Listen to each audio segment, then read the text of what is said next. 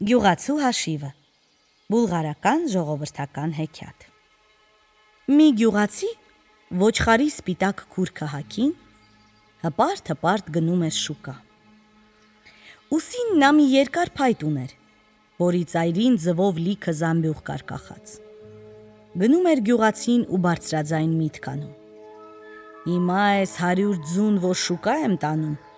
եթե ծախեմ 2 լևով 200 լև կանի,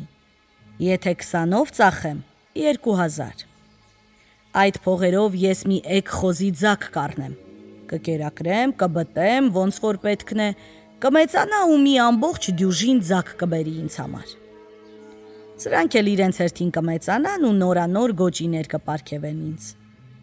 Շուտով բակս կլցվի թոխլիկ խոզուկներով։ Այն ժամանակ ես մի սպիտակ նժույգ ու նոր գեղեցիկ շորեր կգնեմ ինձ համար։ Կզուգվեմ, կզարդարվեմ, սիրուն նժույգս էլ կհեծնեմ ու կգնամ կպտտվեմ գյուղի ամենագեղեցիկ աղջկա տան առաջ։ Աղջիկը կտեսնի ինձ և կասի. «Այ, ես այդ տղային եմ ուզում»։ Կամուսնանանք ու տղա կունենանք անպայման, անունն էլ Բոգդանչո կդնենք։ Կգնամ շուկա,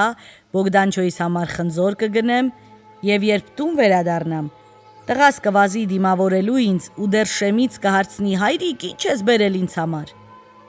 Ես էլ ձեռքերս կերկարեմ և այսպես կգրկեմ նրան, կասեմ. «Եկ Բոգդանչո, եկ որդի, եկ քեզ մի լավ խնձոր տամ»։ Այդ երազներով տարված գյուղացին թողնում է ուսափայտն ու ձեռքերը առաջ պարզում։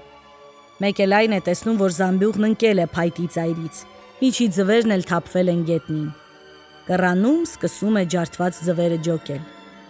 Այդ րոպեին մի ճամփորդ է անցնում կողքով։ «Ախպերացու», դիմում է նրան գյուղացին, «երբվանից ես հետևիցս գալիս»։ Այն ժամանակվանից, ինչ սկսեցիր փող վաստակել, մինչև հիմա, երբ կորցրեցիր ամեն ինչ, պատասխանում է ճամփորդը և անցնում գնում։